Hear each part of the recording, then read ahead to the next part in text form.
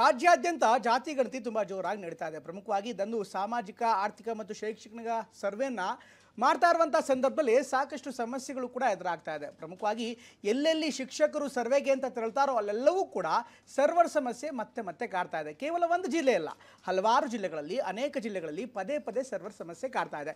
ಇದರ ಜೊತೆಗೆ ಇನ್ನಿತರ ಆಪರೇಷನ್ ಅಂದರೆ ಆಡಳಿತಾತ್ಮಕ ವಿಚಾರ ಇರ್ಬೋದು, ಜೊತೆಗೆ ಸರ್ವೆ ಕಾರ್ಯಕ್ಕೆ ಬೇಕಾದಂಥ ನೆರವು ಕೂಡ ಸರಿಯಾಗಿ ಸಿಗ್ತಾ ಇಲ್ಲ ಅನ್ನುವಂಥ ಮಾತುಗಳು ಕೂಡ ಕೇಳಿಬರ್ತದೆ. ಹಾಗೆಯೇ ಇದೆಲ್ಲ ಬೆಳವಣಿಗೆಗಳ ನಡುವೆ ಈ ಒಂದು ಸರ್ವೆಯನ್ನು ಅಂದರೆ ಜಾತಿ ಗಣತಿಯನ್ನು ನಿಲ್ಲಿಸಬೇಕು ಅಂತ ಸುಪ್ರೀಂ ಕೋರ್ಟ್ಗೆ ಕೂಡ ಮನವಿ ಮಾಡಲಾಗಿತ್ತು. ಆದರೆ ಜಾತಿ ಗಣತಿಗೆ ತಡೆ ನೀಡೋದಕ್ಕೆ ಸುಪ್ರೀಂ ಕೋರ್ಟ್ ನಕಾರ ಹೇಳಿದೆ.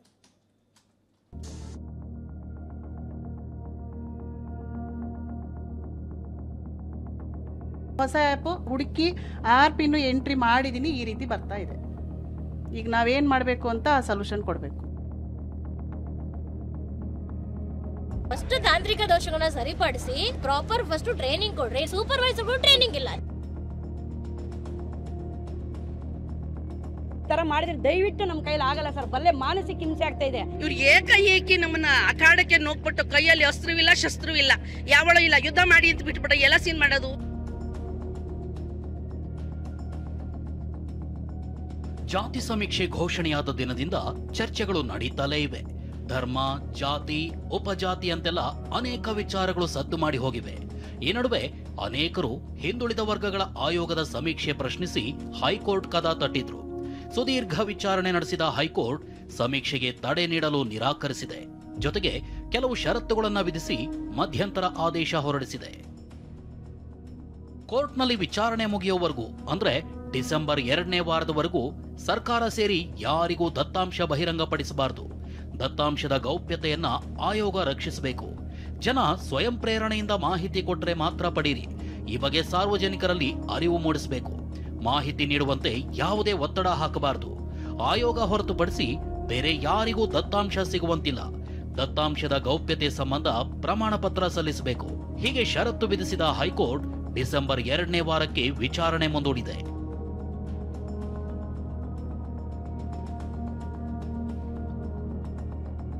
ಈ ನಡುವೆ ಶಿಕ್ಷಕರಿಗೆ ಸರ್ವರ್ ಕಂಟಕ ಎದುರಾಗಿದೆ.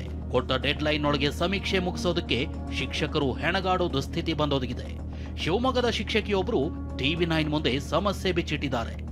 ಈಗ ಹೊಸ ಆ್ಯಪ್ ಮಾಡಿದ್ದೆ, ಹೊಸ ಆ್ಯಪ್ ಇನ್ನು ಎಂಟ್ರಿ ಮಾಡಿದ್ರು ಅಂತ ಹುಡುಕಿ ಆ್ಯಪ್ ಇನ್ನು ಎಂಟ್ರಿ ಮಾಡಿದ್ದೀನಿ, ಈ ರೀತಿ ಬರ್ತಾ ಇದೆ.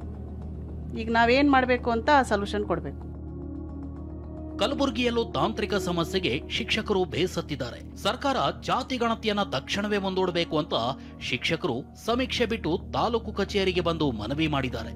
ಫಸ್ಟ್ ತಾಂತ್ರಿಕ ದೋಷಗಳನ್ನ ಸರಿಪಡಿಸಿ ಸರಿಯಾಗಿ ಪ್ರಾಪರ್ ಫಸ್ಟ್ ಟ್ರೈನಿಂಗ್ ಕೊಡ್ರಿ. ನಮ್ಮ ಸೂಪರ್ವೈಸರ್ಗಳಿಗೆ ಯಾರಂತ ನಮಗೆ ಗೊತ್ತಿಲ್ಲ, ಸೂಪರ್ವೈಸರ್ಗೂ ಟ್ರೈನಿಂಗ್ ಇಲ್ಲ. ಇನ್ನು ಕೊಪ್ಪಳದಲ್ಲಿ 2.5 ವರ್ಷದ ಮಗು ನೋಡಿಕೊಳ್ಳಲು ಜಾತಿ ಗಣತಿ ಸರ್ವೆ ನಡೆಸ್ತಿರೋ ಪತ್ನಿ ಜೊತೆ ಪತಿ ಕೂಡ ಬಂದಿದ್ದಾರೆ. ಬೀದರ್ ಜಿಲ್ಲೆಯಲ್ಲಿ ನೆಟ್ವರ್ಕ್ ಪರೀಕ್ಷೆ ಮಾಡಲು ಶಿಕ್ಷಕ ನೀರಿನ ಟ್ಯಾಂಕ್ ಹತ್ತಿದ ಫೋಟೋ ವೈರಲ್ ಆಗಿದೆ. ಚಿಕ್ಕಬಳ್ಳಾಪುರದ ಶಿಕ್ಷಕರಂತೂ ತಮಗೆ ಮಾನಸಿಕ ಹಿಂಸೆ ಆಗ್ತಿದೆ ಅಂತ ಅಳಲು ತೋಡ್ಕೊಂಡಿದ್ದಾರೆ. ನಮಗೆ ನೇರವಾಗಿ ನೀಟಾಗಿ SC ST ಸೆನ್ಸಸ್ ಮಾಡಿದೀವಲ್ಲ, ಆಗ ಮನೆ ಪಟ್ಟಿ ಕೊಟ್ರಲ್ಲ, ಆ ಥರ ಕೊಡ್ರಿ. ನಮ್ಮ ಇರೋ ಪ್ಲೇಸಲ್ಲಿ ಕೊಡ್ರಿ, ನಾವು ಮುಗಿಸ್ಕೊಡೋಕೆ ಚಾಲೆಂಜ್ ಮಾಡ್ತೀವಿ, ನಾವು ಮುಗಿಸ್ಕೊಡ್ತೀವಿ. ನೀವು ಈ ಥರ ಮಾಡಿದ್ರೆ ದಯವಿಟ್ಟು ನಮ್ಮ ಕೈಲಿ ಆಗಲ್ಲ ಸರ್. ಬಲ್ಲೆ ಮಾನಸಿಕ ಹಿಂಸೆ ಆಗ್ತಾ ಇದೆ. ಬಾಗಲಕೋಟೆ DC ಕಚೇರಿ ಎದುರು ಸಮೀಕ್ಷಾ ಸಿಬ್ಬಂದಿಗಳು ಪ್ರತಿಭಟಿಸಿದ್ದಾರೆ. ತುಮಕೂರಿನ ಶಿಕ್ಷಕರು ತರಬೇತಿ ಕೊಡದ ಬಗ್ಗೆ ಆಕ್ರೋಶ ಹೊರಹಾಕಿದ್ದಾರೆ. ಜೊತೆಯಲ್ಲಿ ನಮ್ಗೆ ಕೊಟ್ಟು 1-2 ದಿನ ಮೊಬೈಲ್ ಕೊಟ್ಬಿಟ್ಟು ಕೂರಿಸಿ ಒಂದಷ್ಟು ಜನನ್ನ ತರಬೇತಿಗೊಳಕ್ಕೆ ಓಪನ್ ಮಾಡಿ ನಿಮ್ಮ ಮೊಬೈಲು, ಇಲ್ಲಿಗೆ ಹೋಗಿ, ಇದಾಗ್ಲಿಲ್ಲ ಅಂದ್ರೆ ಹಿಂಗ್ ಮಾಡಿ ಅಂತ ತರಬೇತಿ ಕೊಡ್ಬೇಕಿತ್ತಲ್ವಾ. ಇವ್ರು ಏಕಾಏಕಿ ನಮ್ಮನ್ನ ಅಖಾಡಕ್ಕೆ ನೋಡ್ಬಿಟ್ಟು ಕೈಯಲ್ಲಿ ಅಸ್ತ್ರವಿಲ್ಲ, ಶಸ್ತ್ರವಿಲ್ಲ, ಯಾವಳೋ ಇಲ್ಲ, ಯುದ್ಧ ಮಾಡಿ ಅಂತ ಬಿಟ್ಬಿಟ್ಟು ಎಲ್ಲ ಸೀನ್ ಮಾಡೋದು. ಈ ಎಲ್ಲಾ ಸಮಸ್ಯೆಗಳ ವಿರುದ್ಧ ಬಿಜೆಪಿ ರಾಜ್ಯಾಧ್ಯಕ್ಷ BY ವಿಜಯೇಂದ್ರ ಕಿಡಿಕಾರಿದ್ದಾರೆ. ಯಾವಾಗ ರಾಜ್ಯ ಸರ್ಕಾರದಲ್ಲಿ ಗೊಂದಲ ಸೃಷ್ಟಿ ಆಗ್ತದೆ, ರಾಜ್ಯದಲ್ಲಿ ಅಭಿವೃದ್ಧಿ ಆಗ್ತಾ ಇಲ್ಲ ಅಂತೇಳಿ ಜನ ಉಗಿತಾರೆ ಸರ್ಕಾರಕ್ಕೆ, ಆ ಸಂದರ್ಭದಲ್ಲಿ ಈ ರೀತಿ ಗೊಂದಲಗಳನ್ನು, ಜಾತಿ ಜನಗಣತಿ ಅಂತ ಹೇಳ್ಕೊಂಡು ಗೊಂದಲಗಳನ್ನು ಸೃಷ್ಟಿ ಮಾಡುವಂಥದ್ದು. ಸಮೀಕ್ಷೆಗೆ ಗೈರಾದ ಸಿಬ್ಬಂದಿ ವಿರುದ್ಧ ಕಠಿಣ ಕ್ರಮ.